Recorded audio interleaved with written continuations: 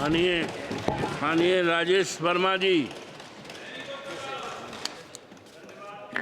अध्यक्ष महोदय, आज आपने शिक्षा पर अनुदानों की मांग पर हो रही चर्चा पर मुझे बोलने का अवसर दिया। अध्यक्ष महोदय, मैं बिहार से आता हूं और जब शिक्षा की बात हो तो बिहार के 2 विश्वविद्यालयों को कभी नहीं भूला जा सकता है, जो नालंदा विश्वविद्यालय और विक्रमशिला विश्वविद्यालय। सही है।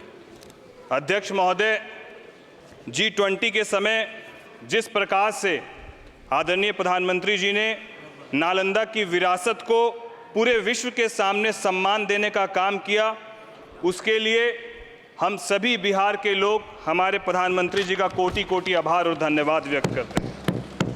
एक युवा सांसद होने के नाते मुझे इस बात का भी आभास है कि जहां हमारी बढ़ती जनसंख्या वर्तमान और भविष्य दोनों ही तरीके से यदि देखें तो जहां एक हमें अवसर दिख रहा है, वहां एक चुनौती भी है। और एक शिक्षित भारत ही 5 ट्रिलियन इकोनॉमी और ग्लोबल सुपर पावर बनने का सपना देख सकता है। अध्यक्ष महोदय, हम लोगों को गर्व होता है कि आज गूगल हो, चाहे माइक्रोसॉफ्ट हो या IBM हो, इन सब का नेतृत्व एक भारतीय कर रहे हैं। आज भारत पूरे विश्व को इंजीनियर और डॉक्टर्स देने का काम कर रहा है। अध्यक्ष महोदय, यह हमारी शिक्षा व्यवस्था की देन है और इसी शिक्षा व्यवस्था को और भी मजबूती देने का काम हमारी सरकार ने किया है। इस वर्ष शिक्षा, रोजगार और कौशल प्रशिक्षण के लिए 1.48 लाख करोड़ रुपए का प्रावधान रखा गया है।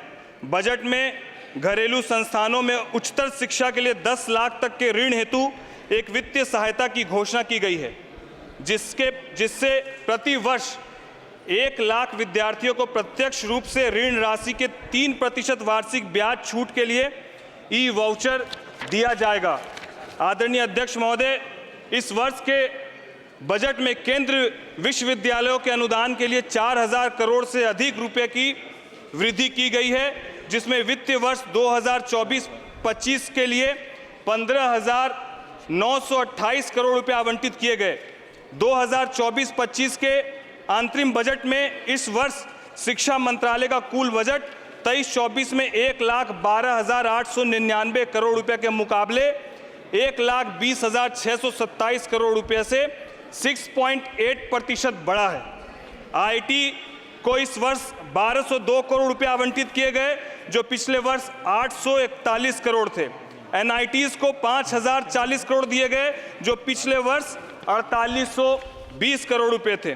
अध्यक्ष महोदय, आम बजट भाषण 2024 में आदरणीय वित्त मंत्री निर्मला सीतारमण जी ने नौकरियों को और स्किल ट्रेनिंग से जुड़ी 5 खूबसूरत स्कीम जो लॉन्च की है, उस विषय पर मैं ध्यान आकृष्ट करना चाहता हूं, जिसमें पहली scheme first time employment scheme जो है, जिसके तहत 1 लाख रुपए से कम सैलरी होने पर EPFO में पहली बार रजिस्टर करने वाले लोगों को 3 किस्तों में 15,000 रुपए की मदद दी जाएगी।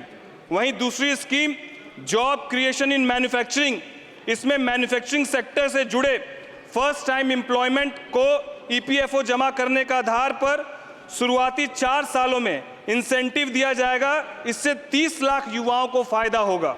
अध्यक्ष महोदय, तीसरी स्कीम सपोर्ट टू एम्प्लॉयर, इसके तहत इस स्कीम से सरकार एम्प्लॉयर्स का बोझ घटाने में मदद करेगी।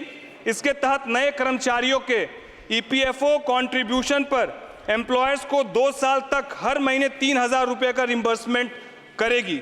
चौथी scheme participation of women in workforce, जिसमें नौकरियों में महिलाओं की हिस्सेदारी बढ़ाने के लिए वर्किंग वुमेन हॉस्टल और कई तरह के विमेन स्किलिंग प्रोग्राम शुरू किए जाएंगे।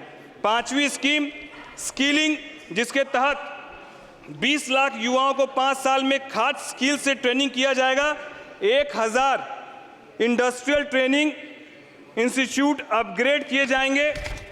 हर साल 25,000 स्टूडेंट को स्किलिंग लोन का फायदा दिया जाएगा। सरकार 500 टॉप कंपनियों में 1 करोड़ युवाओं को इंटर्नशिप देने का काम करेगी।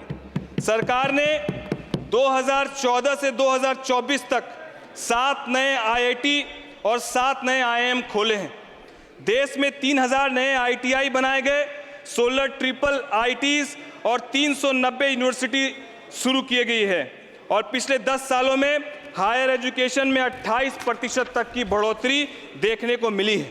आज विभिन्न स्टार्टअप्स के माध्यम से युवा विश्व भर में भारतीय ध्वज को ऊंचा उठा रहा है। पिछले 10 वर्षों में उच्च शिक्षा संस्थान में 11% की वृद्धि हुई है, जिसमें सार्वजनिक विश्वविद्यालयों की संख्या 316 से बढ़कर 480 हो गई है, तकनीकी विश्वविद्यालयों की संख्या 90 से बढ़कर 183 हो गई है।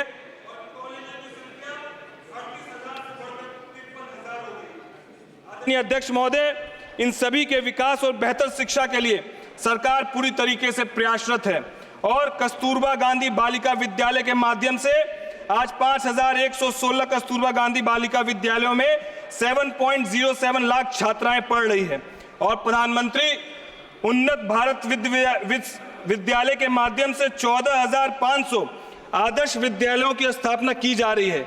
इस वर्ष 10,080 PM श्री स्कूलों के लिए 5,942 करोड़ रुपए की मंजूरी दी गई है। आदरणीय अध्यक्ष महोदय, आपके माध्यम से मैं एक प्रमुख विषय जो बिहार का भी है उसको उठाना चाहूंगा, जो सेशन डिले का विषय है, जहां एक तरफ बिहार के हमारे नौजवान साथी शिक्षा दीक्षा के क्षेत्र में कड़ी मेहनत करके अपने जीवन को बदलने के लिए प्रयासरत है, वहीं पर यूनिवर्सिटीज का सेशन 3 साल के बजाय 5-5 सालों में पूरा होता है, जिससे वो अपने आगे आने वाली